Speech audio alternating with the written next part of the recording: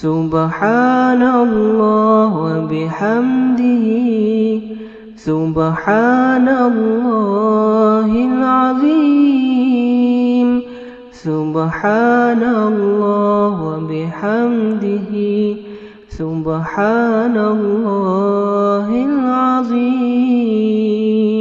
الحمدللہ رب العالمین والصلاة والسلام علی اشرف الانبیاء والمرسلین نبینا و حبیبنا محمد وعلی آلہ وصحبہ اجمعین، اما بعد۔ اعوذ باللہ من الشیطان الرجیم۔ یا ایہا الذین آمنوا ان تتقوا اللہ یجعل لکم فرقانا ویکفر عنکم سیئاتکم ویغفر لکم واللہ ذو الفضل العظیم۔ اے ایمان والو، اگر تم اللہ کا تقوی اختیار کرو تو اللہ تمہیں حق اور باطل میں تمیز کی صلاحیت عطا فرمائے گا، تمہارے گناہوں کو بخش دے گا اور تمہاری برائیوں کو تم سے دور کر دے گا۔ اللہ بڑے عظیم فضل والا ہے۔ ناظرین محترم، اس نشست میں ہم تقوی کے فوائد و ثمرات جو دنیاوی بھی ہیں اور اخروی بھی، ان کا ذکر کریں گے۔ سب سے پہلا فائدہ جس کا ذکر قرآن مجید کے پہلے صفحے پہ اللہ تبارک و تعالیٰ نے کیا ہے، اور میں اس کو سب سے بڑا فائدہ قرار دوں گا، اور وہ ہے ہدی للمتقین۔ سبحان اللہ، کہ تقوی وہ صلاحیت ہے جس کے ذریعے سے قرآن سے ہدایت ملتی ہے۔ سبحان اللہ، ہدی للمتقین، قرآن مجید تو ہدی للناس ہے، انسانوں کی ہدایت اور رہنمائی کے لیے اللہ نے اس کو نازل کیا ہے، لیکن اللہ تعالیٰ نے قرآن کے آغاز ہی میں اس بات کو واضح کر دیا کہ صرف تقوی والوں کو قرآن سے ہدایت نصیب ہو سکتی ہے، یعنی جن کے دلوں میں خوف خدا ہے، پرہیزگاری ہے، اللہ سے ڈر کر زندگی بسر کرنا چاہتے ہیں، مرنے کے بعد اللہ کے سامنے حاضر ہونے کا احساس پایا جاتا ہے، تو ایسے لوگ ہیں جو قرآن مجید سے ہدایت اور رہنمائی حاصل کر پاتے ہیں۔ دوسری چیز جس کا ذکر اس آیت مبارکہ میں ہے، جو میں نے آپ کے سامنے تلاوت کی ہے، کہ حق و باطل میں تمیز اور گناہوں کی بخشش حاصل ہوتی ہے تقوی کے ذریعے سے، اور پھر فرمایا وَمَن يَتَّقِ اللَّهَ يُكَفِّرْ عَنْهُ سَيِّئَاتِهِ وَيُعْظِمْ لَهُ أَجْرًا۔ فرمایا جو اللہ سے ڈر کر زندگی بسر کرتے ہیں، اللہ کا تقوی اختیار کرتے ہیں، ہم ان سے ان کی برائیوں کو دور کر دیتے ہیں، یعنی گناہ معاف ہوتے ہیں، اور اجر عظیم سے اللہ تبارک و تعالیٰ ایسے لوگوں کو نوازے گا۔ اور فرمایا وَيَجْعَلْ لَكُمْ نُورًا تَمْشُونَ بِهِ، اور ایسی روشنی اللہ تبارک و تعالیٰ عطا فرماتے ہیں، ایسا نور اس بندے کو حاصل ہوتا ہے جس کے ذریعے سے وہ زندگی کا سفر طے کرتا ہے، جیسا کہ اللہ تعالیٰ نے قرآن میں ارشاد فرمایا وَتَزَوَّدُوا فَإِنَّ خَيْرَ الزَّادِ التَّقْوَىٰ، زاد راہ ساتھ لے لو اور بہترین زاد راہ تقوی ہے۔ یعنی ایک بندہ مومن جس زاد راہ کے ساتھ اللہ کی رضا اور اس کی جنت اور صراط مستقیم پر چل کر اللہ کی رضا تک پہنچ سکتا ہے، اس کا نام تقوی ہے۔ یہ تقوی وہ زاد راہ ہے جس کے ذریعے سے اللہ کی رضا اور اس کی جنت تک بندہ پہنچ سکتا ہے، اور پھر مشکلات سے نجات اور رزق میں اضافے کا ذریعہ ہے۔ وَلَوْ أَنَّ أَهْلَ الْقُرَىٰ آمَنُوا وَاتَّقَوْا لَفَتَحْنَا عَلَيْهِمْ بَرَكَاتٍ مِّنَ السَّمَاءِ وَالْأَرْضِ۔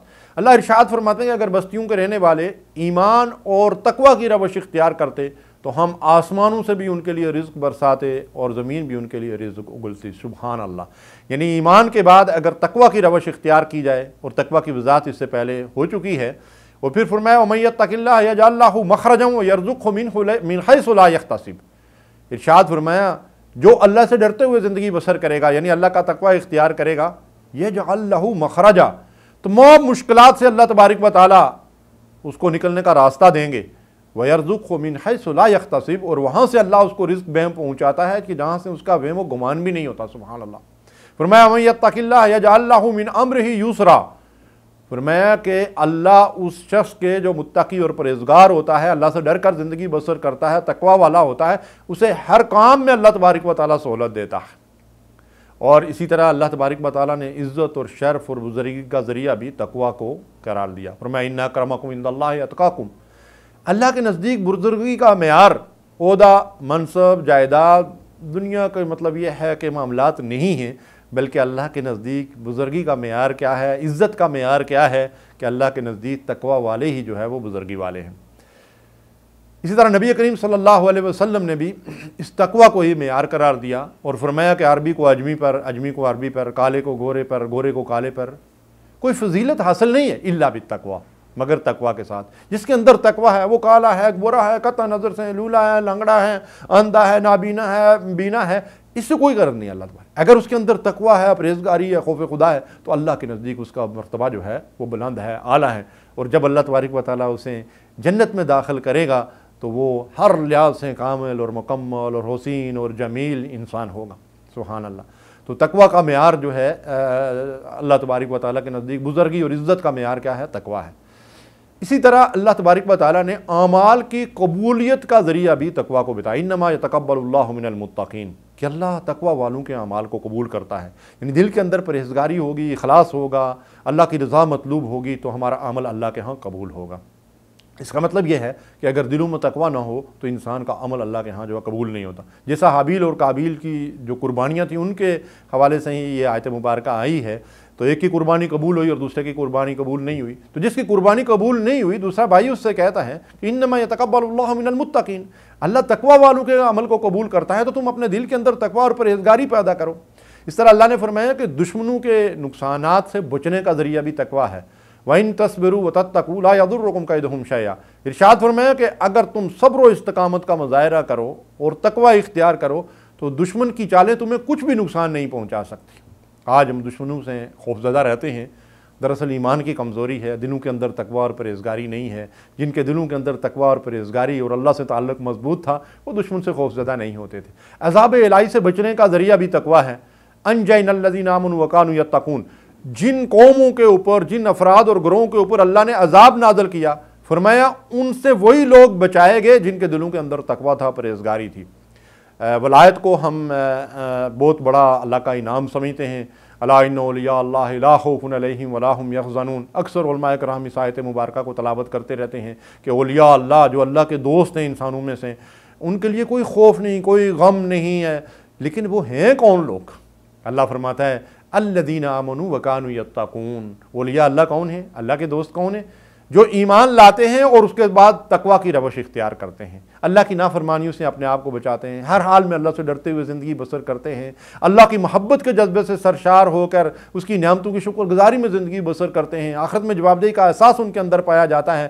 تو یہ وہ لوگ ہیں جن کو اللہ تبارک و تعالیٰ اپنا دوست قرار دیتا ہے، اور ان کے لیے کہیں بھی کوئی غم اور رنج نہیں ہوگا۔ میدان محشر میں جب جو مصیبتوں، سختیوں اور مشکلات میں ہوں گے، اللہ کے یہ دوست وہاں بھی ان مصیبتوں اور پریشانیوں اور رنج اور غم سے محفوظ رہیں گے۔ جنت میں اللہ کے مقربین میں کون لوگ شامل ہوں گے؟ ان للمتقین مفازا۔ ارشاد فرمایا جنت تو ملے گی ان لوگوں کو جو دنیا کے اندر متقین ہیں، پرہیزگار ہیں۔ ان المتقین فی جنات وعیون فی مقعد صدق عند ملیک مقتدر۔ ارشاد فرمایا ان المتقین فی جنات وعیون، جنت اور اس کی نعمتیں، اس کے چشمے، اس کے باغات کن کے لیے ہیں؟ ان المتقین، یہ متقین ان باغوں اور ان چشموں کے اندر ہوں گے۔